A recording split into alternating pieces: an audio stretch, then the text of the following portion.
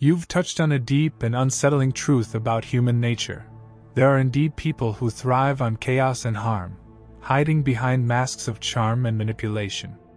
It can be devastating to discover that someone you trusted is actually the source of your pain, and recognizing these individuals is crucial to safeguarding your mental health. Drawing from Stoic philosophy, let's explore 5 signs of an evil person, one who seeks to harm or manipulate others for their own benefit. By recognizing these traits, you can protect your peace of mind and stay true to Stoic principles of reason, wisdom, and self-control. 1. Charismatic deception.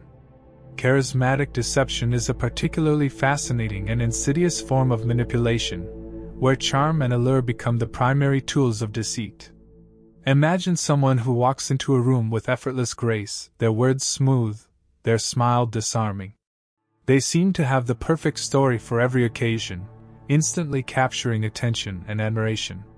But beneath this polished exterior lies something far more deceptive, a tendency to manipulate reality for personal gain, drawing others into a web of falsehoods through the sheer force of their personality. This type of deceiver doesn't rely on outright lies alone. Instead, they skillfully blend truth and fiction, making it incredibly hard to distinguish between the two. Their charm creates a fog of admiration that blurs judgment, lulling people into a state of trust. Whether it's embellishing achievements, inventing impressive pasts, or presenting exaggerated versions of their talents, charismatic deception is all about creating a captivating version of reality that benefits the liar, often at the expense of those around them. Consider a leader in a corporate setting, someone who, through charm and wit, convinces their team that they are steering the ship toward success. They use their charisma to take credit for ideas that aren't their own, promise outcomes they know are impossible, and subtly manipulate the perceptions of those around them. People want to believe them because their presence feels inspiring, but this belief often leads to disillusionment once the cracks begin to show. What makes charismatic deception particularly dangerous is how it exploits human psychology. We are naturally drawn to confident, likable individuals. They make us feel good, valued, or even special, which can blind us to their manipulative tendencies. Charismatic deceivers thrive on this power dynamic, knowing that their charm allows them to bend reality to their will without raising immediate suspicion. In personal relationships, charismatic deception can be equally devastating. Picture someone whose charm sweeps you off your feet, making you feel like you're the center of their world. They paint themselves as the perfect partner, but as time passes, you start to notice inconsistencies, stories that don't quite add up, actions that don't match their words. Yet, even when doubts arise, their charm acts as a balm, soothing over any cracks in the facade. The Stoics would advise us to be wary of this type of deception. While it's easy to be swept away by charisma, Epictetus teaches that we must remain vigilant and base our trust not on appearances, but on careful observation and reason. By grounding ourselves in truth and integrity, we protect ourselves from being caught in the mesmerizing illusion of charismatic deceivers. 2. Lack of empathy. Lack of empathy is one of the most chilling traits a person can possess, and its consequences can be profound, especially when masked by charm or other appealing qualities. Imagine encountering someone who seems warm, friendly, and perhaps even captivating, but when you scratch the surface, you realize there's a cold void where compassion should be. This absence of empathy allows them to act in ways that might leave you reeling, confused, and hurt, all while they remain eerily unaffected. Empathy is the invisible thread that connects us, allowing us to feel and understand each other's joys, pains, and struggles. It's what makes relationships meaningful and human interactions genuine. A person who lacks empathy cuts that thread, seeing others as objects to be used, manipulated, or discarded rather than as fellow human beings with emotions and needs. They may not flinch at hurting someone emotionally, or if they do, it's only because it disrupts their personal goals, not because they truly care about the harm they've caused. Picture someone you know who always seems to twist situations in their favor, no matter the emotional toll it takes on others. They might charm their way into friendships, romantic relationships, or workplaces, but over time, their inability to truly feel for others becomes apparent. When you're struggling, they offer no real comfort. When you're happy, they show little genuine interest in your joy. Everything is transactional to them, filtered through how it serves their own desires. The most fascinating, and terrifying, aspect of a person with a lack of empathy is that they can mimic it when needed. They've learned to display the outward signs of compassion, to say the right words, offer the right gestures, but all of it is a performance. Beneath the surface, there's no emotional resonance. It's like watching a movie with no sound. And once you realize this, the experience becomes unsettling. You start to wonder how many of their actions were genuine, if any at all. A lack of empathy creates a dangerous emotional landscape. Without the capacity to truly feel for others, these individuals can rationalize betrayal, manipulation, and cruelty, often leaving devastation in their wake. The Stoics, who valued human connection and understanding, would warn us to stay grounded in our own virtue and moral compass when dealing with such individuals. Epictetus would remind us that while we cannot control the lack of empathy, we can control how we respond, by distancing ourselves from their toxic influence and maintaining our own integrity. This void of empathy can lead to a life devoid of meaningful relationships, where the person's manipulation only serves to alienate them in the long run. It's a fascinating contradiction. Their lack of empathy makes them dangerous to others, but in doing so, they also create their own emotional isolation, a reality where no one truly trusts or loves them, no matter how much they may crave control or validation. 3. Manipulation. Manipulation is a subtle art, often hidden beneath the surface of everyday interactions. It's the invisible force that, when wielded skillfully, can make people act against their own interests, all while believing it was their idea. Imagine a puppet master pulling the strings, controlling the movements of those around them without ever being seen. That's manipulation, an intricate dance where one person crafts situations, emotions, and conversations to achieve their own goals, regardless of the impact on others. At its core, manipulation is about control. But unlike overt forms of control, where demands are made directly, manipulation is insidious. It works in the shadows, persuading you to question your own perceptions, decisions, and sometimes even your own worth. The manipulator doesn't ask you to do something outright. They create an environment where you believe doing what they want is your only option, or worse, what you genuinely want. Think about a colleague who constantly manages to shift their work onto you, but they do it so subtly that you almost don't notice. They might say, "You're so much better at handling this," or, "I wouldn't want to mess it up, you've got the magic touch." Flattery and subtle guilt are woven into their words, making it difficult to refuse. Before you know it, you're doing their work, and they're getting the credit. But manipulation doesn't just happen in the workplace. It can be even more destructive in personal relationships. The emotional manipulator plays a long game, slowly wearing down your sense of reality. They might gaslight you, making you doubt your memory or question your judgment. For example, they'll deny things they've said or done, twisting conversations until you're the one apologizing, even when you were right all along. The chilling part is that this kind of manipulation can make you feel crazy, as if you're losing grip on what's real. What makes manipulation particularly dangerous is its ability to mask itself as kindness, love, or concern.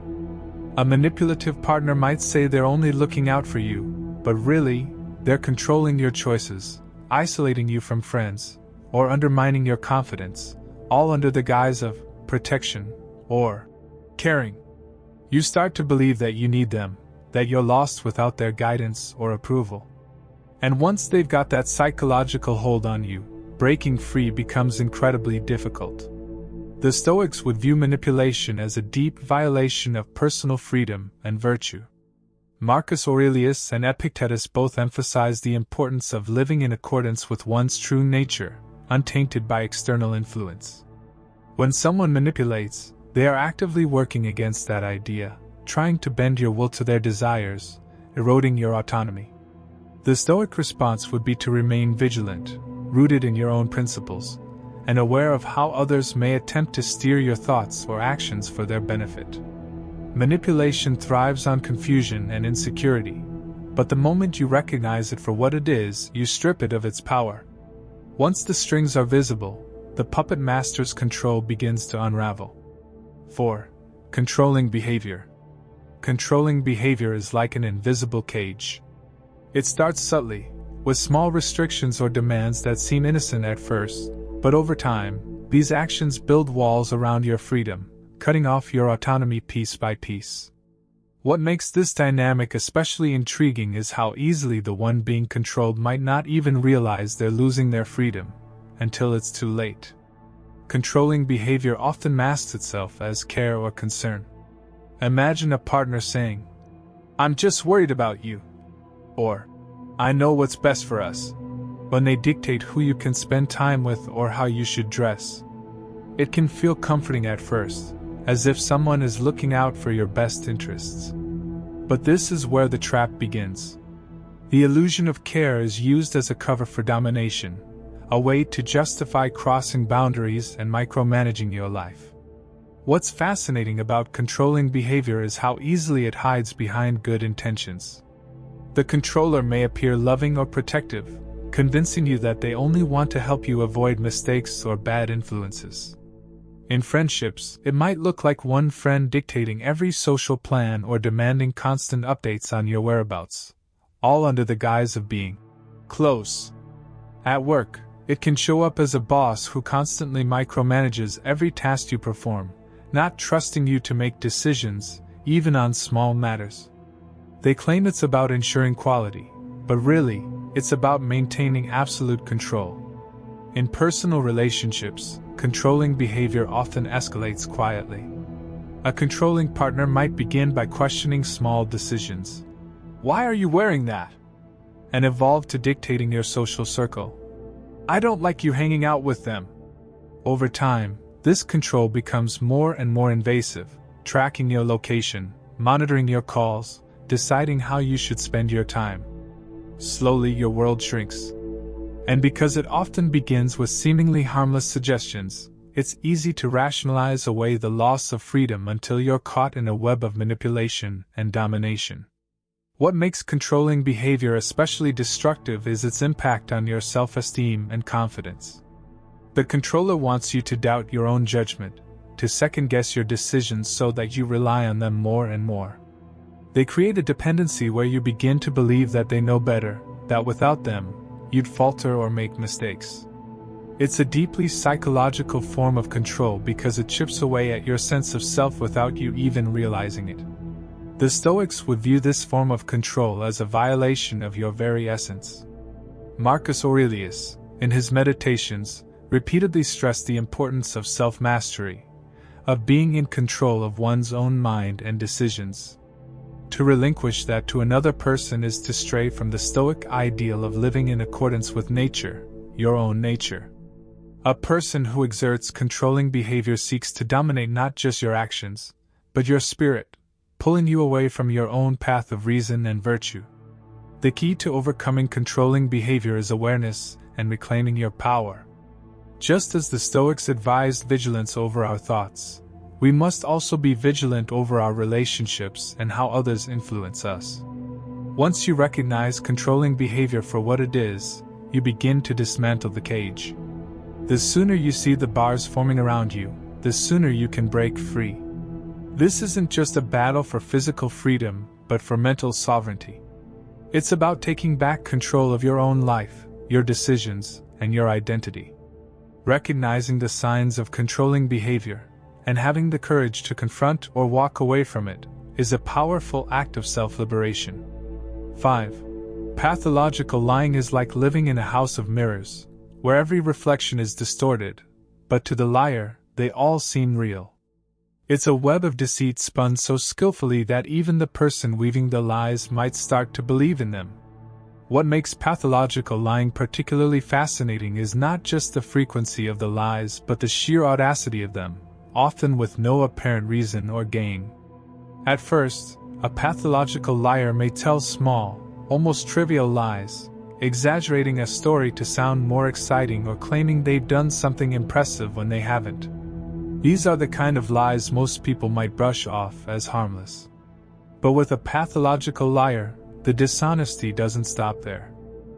It builds layer by layer, until they're fabricating entire histories, accomplishments, or personal tragedies. Over time, the lies become so intertwined that separating truth from fiction becomes impossible, not just for others, but even for the liar themselves. Imagine being in a relationship with someone who constantly lies. One day, they claim to have been at work late, but you find out they weren't.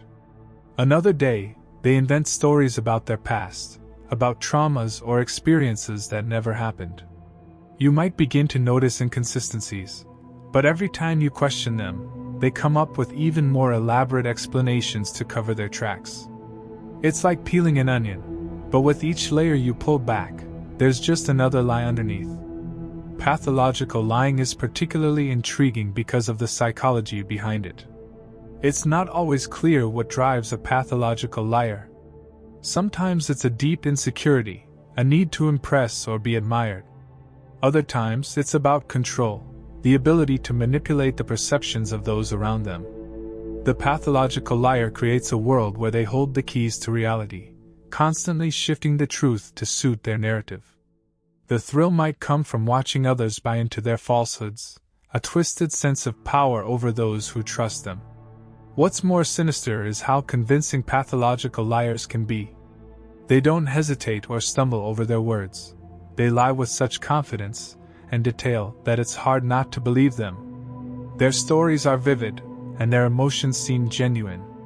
They might even mix just enough truth into their lies to make them harder to detect. This makes dealing with a pathological liar feel like you're navigating through fog, where every step feels uncertain, and you can never quite grasp what's real. The Stoics would caution us to remain grounded in reality when confronted with such deceit. Epictetus taught that we should focus on what we can control, our own thoughts and actions, and not let the lies of others cloud our judgment or disturb our peace. A pathological liar thrives on confusion, on destabilizing your sense of reality. But the Stoics would remind us that truth and virtue are the bedrock of a strong mind. Lies, no matter how elaborate, are hollow and will eventually collapse under their own weight. When you confront a pathological liar, they often react with defensiveness or even aggression, accusing you of mistrusting them or turning the blame back on you. They might tell you that you're overthinking things, gaslighting you into doubting your own perception. This is another layer of their manipulation, designed to make you question not just their lies, but your own sense of what's real. It's a psychological maze, and every time you think you've found the exit, they create a new path to trap you further. But perhaps the most dangerous aspect of pathological lying is how it erodes trust, the foundation of any relationship. Once you realize someone has lied to you repeatedly, it becomes almost impossible to trust them again. You begin to question everything they say, even when they're telling the truth.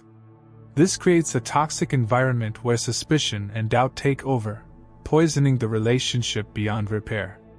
Trust, once broken, is incredibly hard to rebuild. The Stoics would counsel us to protect our inner peace by distancing ourselves from those who consistently deceive. Seneca emphasized the importance of honest, virtuous relationships built on mutual respect. When you're entangled with a pathological liar, the Stoic path is clear: set firm boundaries, protect your well-being, and if necessary, walk away from the toxic influence. In the end, pathological lying is a destructive force. It creates a world of illusion, where reality is distorted and trust is shattered. But with the clarity of Stoic thought, we can see through the fog, stand firm in our own integrity, and not let the lies of others shake our foundation of truth. Stoic strategies to protect yourself. 1. Observation and patience are like a warrior's calm before the storm, the ability to watch the battlefield without reacting to every movement or noise. In the context of dealing with difficult personalities or manipulators, mastering these traits becomes your most powerful shield. They allow you to see beyond the surface, to study the subtle shifts and hidden motivations that others might miss. Where impulsive reactions would blind you, patience and keen observation reveal the true nature of the game. Imagine a chess master at the board. They don't rush to make a move, they study the position carefully, anticipating the opponent's next steps. Similarly, when faced with toxic behavior, whether it's manipulation, lying, or passive aggression, you become the strategist. You take in the situation without rushing to respond. Observation lets you catch the small, telling details, the nervous glance, the too quick denial, the contradictions between words and actions. These are the clues that reveal what's really going on behind the scenes. Observation, however, isn't just about spotting the lies. It's about understanding the deeper currents of human behavior. A person's true intentions are often wrapped in layers of pretense, but those layers unravel under careful scrutiny. Someone who presents themselves as confident might actually be masking insecurity. A person who constantly seeks admiration may be driven by a deep fear of being forgotten. It's through patience that you allow these truths to unfold, rather than forcing them into the open. The more you observe, the more the hidden world of motives and vulnerabilities becomes clear. Patience is your sword and shield in these moments. It's not passive, it's a deliberate, controlled energy. Patience gives you the time to think before you act, to choose your words carefully, to assess whether confrontation or quiet disengagement is the better path. And in a world that demands instant reactions, patience is a rarity, a strength that puts you ahead of those who act on impulse. The Stoics understood the power of patience deeply. Marcus Aurelius, in his Meditations, reminds us that many of life's challenges are out of our control, and reacting in haste only clouds our judgment. He writes about the importance of stepping back, of not allowing emotions to pull us into rash decisions. Observation paired with patience means you respond with clarity, not confusion. Take, for example, someone who constantly tries to push your buttons, a master manipulator who thrives on getting a reaction. They might drop little hints, make sly comments, or try to get under your skin with subtle digs. If you react immediately, you've fallen into their trap. But if you observe and wait, you see their game for what it is, a tactic to unbalance you, to make you respond emotionally. With patience, you rise above, letting them tire themselves out while you remain calm, composed, and in control. You let the storm pass without being swept away by it. In this way, observation and patience become your silent weapons. By watching carefully and waiting, you turn the tables. You gain insight into the true nature of those around you, seeing their intentions with clarity while guarding your own peace. And when the time comes to act, you do so with precision, knowing that you've already won the real battle, the one for control over your own mind. 2. Set boundaries is about drawing a line in the sand, a declaration of self-worth and protection that says, "This is where I stand, and you cannot cross." It's not just a defense mechanism, it's an act of empowerment.